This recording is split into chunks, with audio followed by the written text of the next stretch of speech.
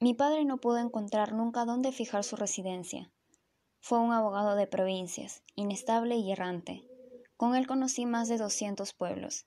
Temía los valles cálidos y solo pasaba por ellos como viajero. Se quedaba a vivir algún tiempo en los pueblos de clima templado.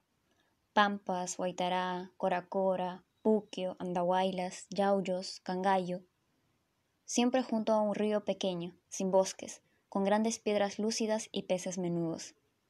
El arrayán, los lambras, el sauce, el eucalipto, el capulí, la tara, son árboles de madera limpia, cuyas ramas y hojas se recortan libremente. El hombre los contempla desde lejos, y quien busca sombra se acerca a ellos y reposa bajo un árbol que canta solo, con una voz profunda, en que los cielos, el agua y la tierra se confunden. Las grandes piedras detienen el agua de los ríos pequeños y forman los remansos, las cascadas, los remolinos, los vados.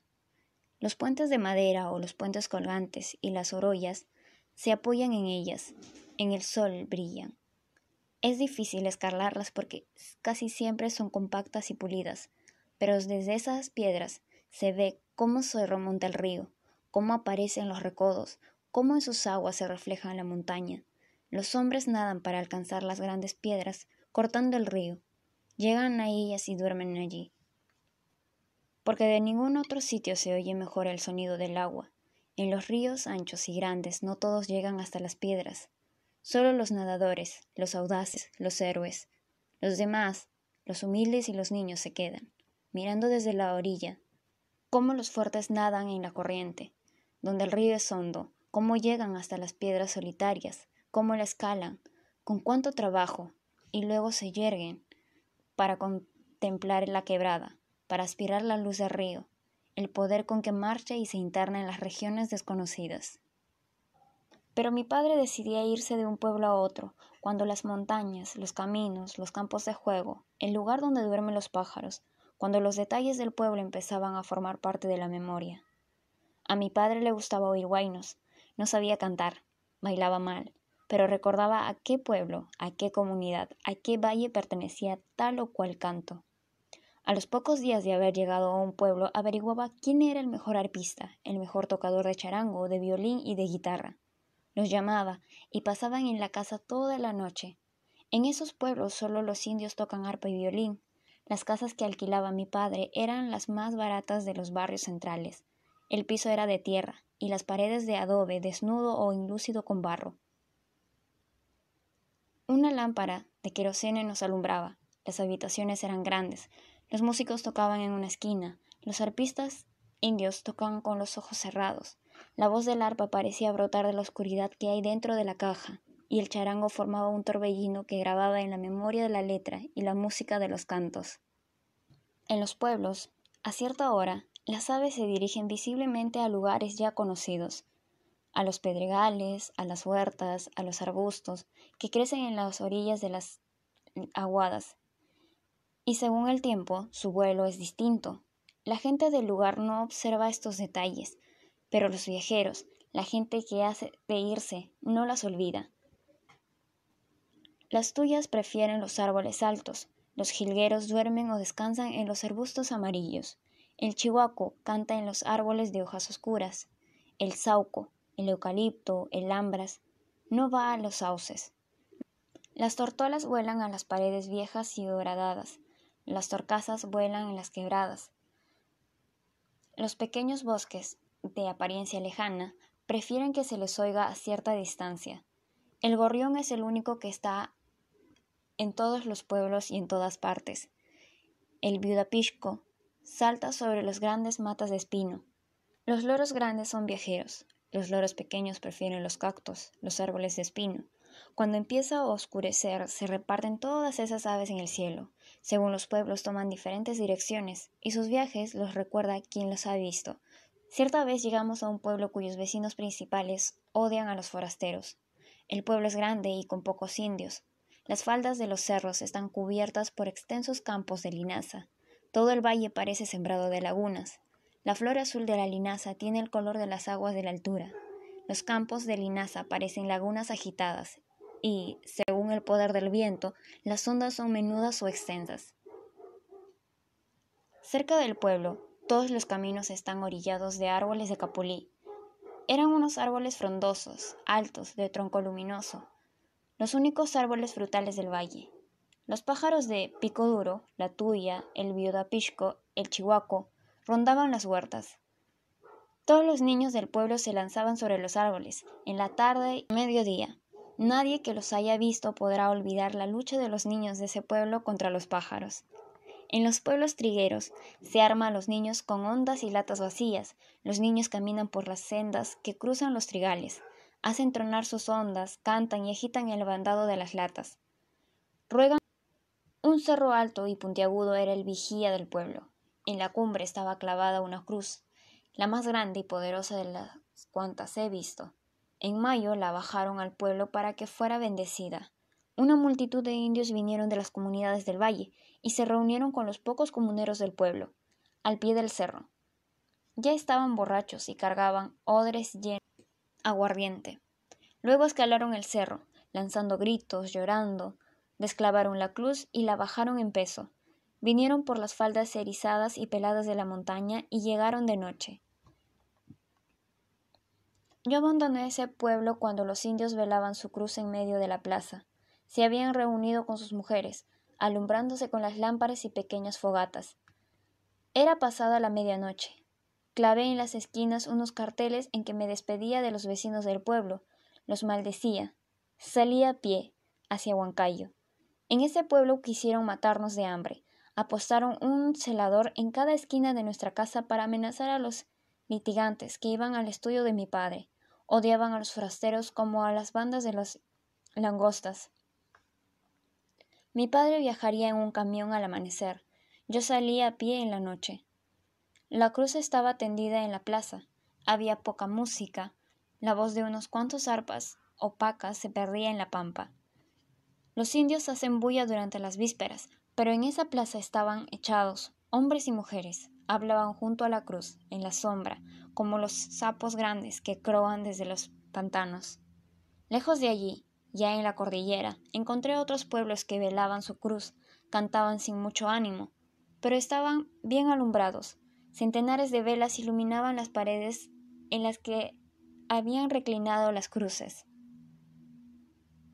Sobre el Abra, antes de pasar la cumbre, recordé las hileras de árboles de capulí que orillaban los muros en ese pueblo, cómo caían, enredándose en las ramas, los pájaros heridos a honda, el río pequeño, tranquilo, sin piedras grandes, cruzando en silencio a los campos de linaza, los peces menudos en cuyos costados brilla el sol, la expresión agresiva e inolvidable de las gentes.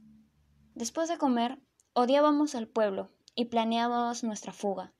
Al fin nos acostábamos, pero yo me levantaba cuando mi padre empezaba a roncar.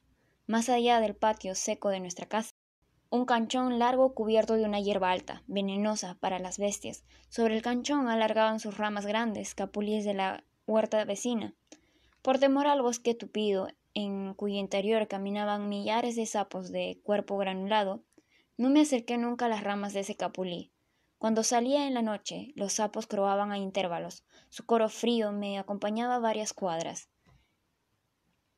Llegaba a la esquina y junto a la tienda de aquella joven, que parecía ser la única que no miraba con ojos severos a los extraños, cantaba huaynos de Querobamba, de Lambrama, de Sanaica, de Toraya, de Andahuaylas, de los pueblos más lejanos, cantos de las quebradas profundas. Me desahogaba, vertía el desprecio amargo y el odio con que en ese pueblo nos miraban, el fuego de mis viajes por las grandes cordilleras, la imagen de tantos ríos, de los puentes que cuelgan sobre el agua que corre desesperada, la luz resplandeciente y la sombra de las nubes más altas y temibles. Luego regresaba a mi casa, despacio, pensando con lucidez en el tiempo en el que alcanzaría la edad y la decisión necesaria para acercarme a una mujer hermosa, tanto más bella si vivía en pueblos hostiles. Frente a Yauyos hay un pueblo que se llama Cusi. Yauyos está en una quebrada pequeña, sobre un afluente del río Cañete. El riachuelo nace en uno de los pocos montes nevados que hay en ese lado de la cordillera. El agua baja a saltos hasta alcanzar el río Grande que pasa por el fondo lejano del valle, por un lecho escondido entre las montañas que se levanta bruscamente, sin dejar un claro ni una hondonada. El hombre siembra en las faldas escarpadas inclinándose hacia el cerro para guardar el equilibrio. Los toros aradores, como los hombres, se inclinan, y al fin del surco dan la media vuelta como bestias de circo, midiendo los pasos.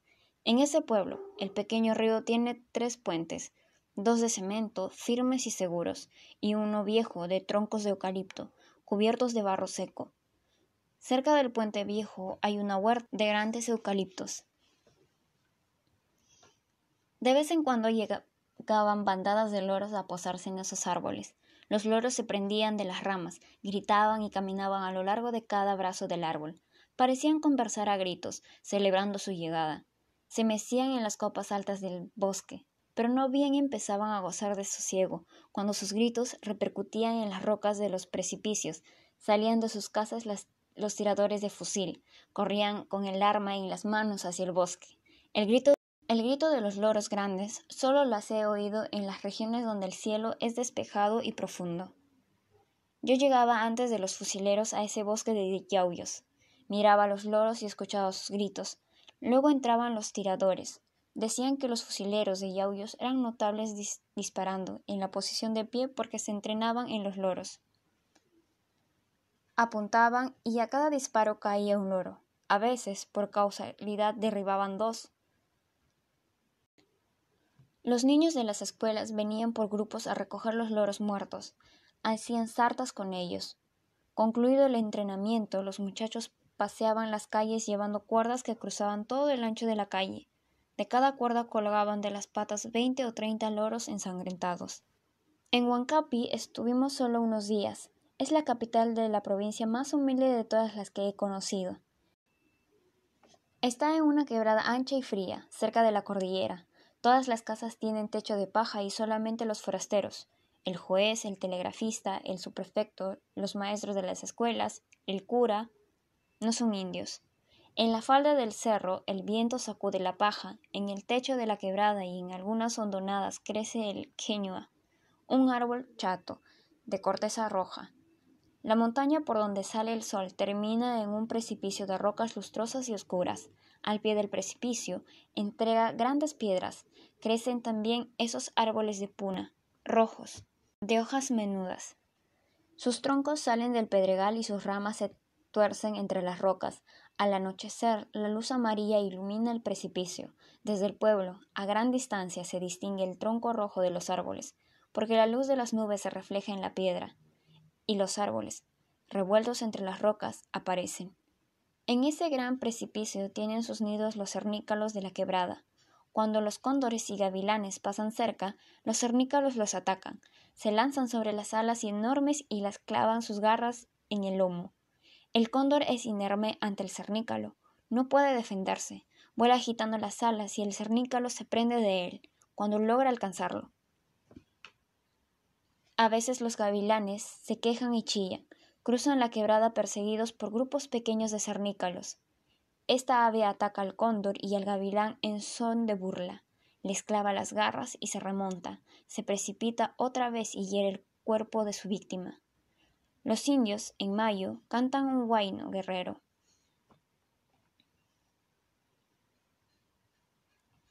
El desafío es igual, al cernícalo, al gavilán o al cóndor.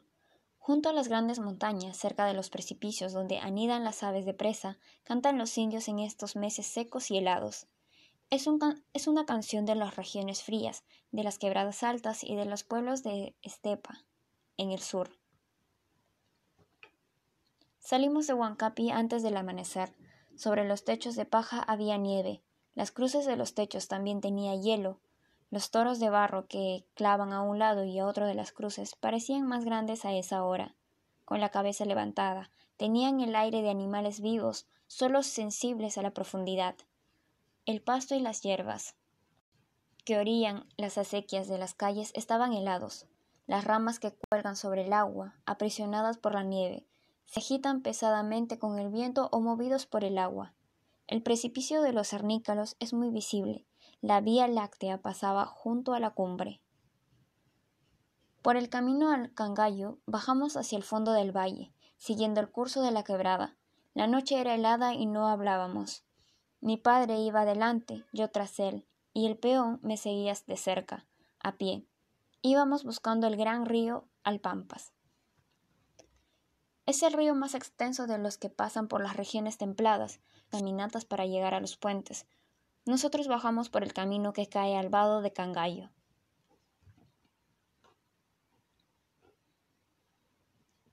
Ya debía amanecer. Habíamos llegado a la región de las lambras, de los muelles y de los árboles de tara. Bruscamente, del abra en que nace el torrente, salió una luz que nos iluminó por la espalda. Era una estrella más luminosa y helada que la luna. Cuando cayó la luz en la quebrada, las hojas de las lambras brillaron como la nieve. Los árboles y las hierbas parecían témpanos rígidos. El aire mismo adquirió una especie de sólida transparencia. Mi corazón latía como dentro de una cavidad luminosa. Con luces desconocidas, la estrella siguió creciendo. El camino de tierra blanca ya no era visible sino a lo lejos. Corrí hasta llegar junto a mi padre. Él tenía el rostro agachado. Su caballo negro también tenía brillo y su sombra caminaba como una mancha semioscura. Era como si hubiéramos entrado en un campo de agua que reflejara el brillo de un mundo nevado. La estrella se elevaba despacio. Llegamos a la sombra de un precipicio alto, cortado a pico en la roca. Entramos en la oscuridad como a un refugio. Era el último recodo del torrente.